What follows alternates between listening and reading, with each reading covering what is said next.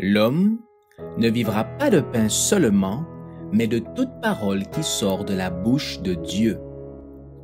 Voici votre moment de méditation quotidienne.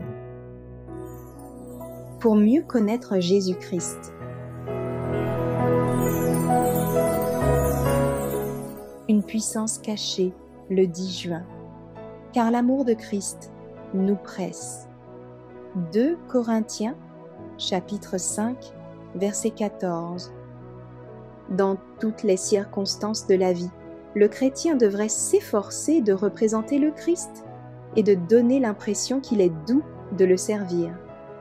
Que personne ne rende la religion rebutante par des plaintes et des soupirs, par la description de ses épreuves, de ses renoncements et de ses sacrifices.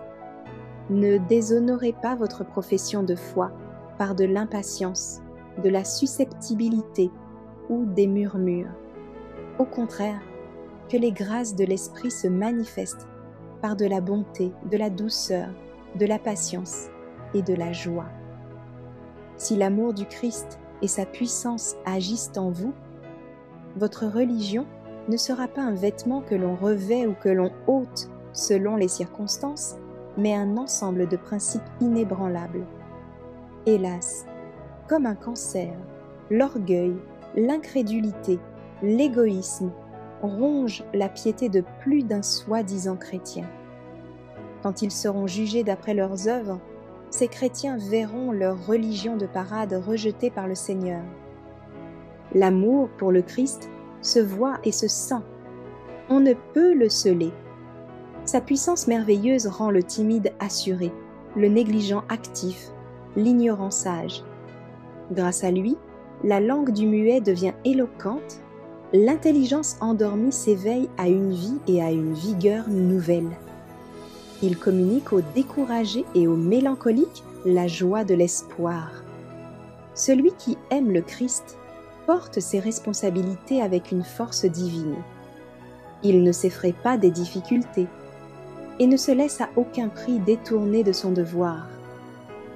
L'amour vrai agit avec simplicité, parce que ses intentions sont limpides. Associé à des ambitions égoïstes, il perd toute pureté. Dieu prend davantage en considération l'amour qui est dans nos cœurs que la somme de travail accomplie par nous.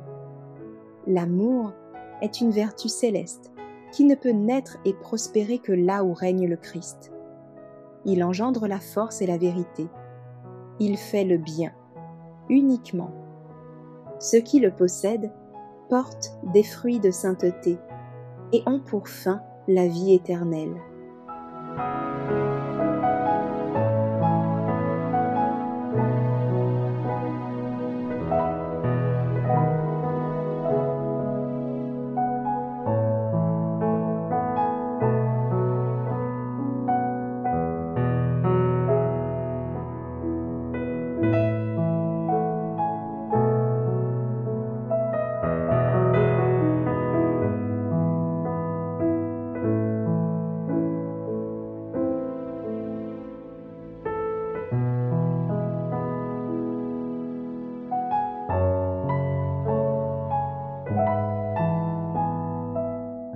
Merci d'avoir écouté cette présentation. Assurez-vous de nous rejoindre demain pour votre moment de méditation quotidienne avec lereste.org.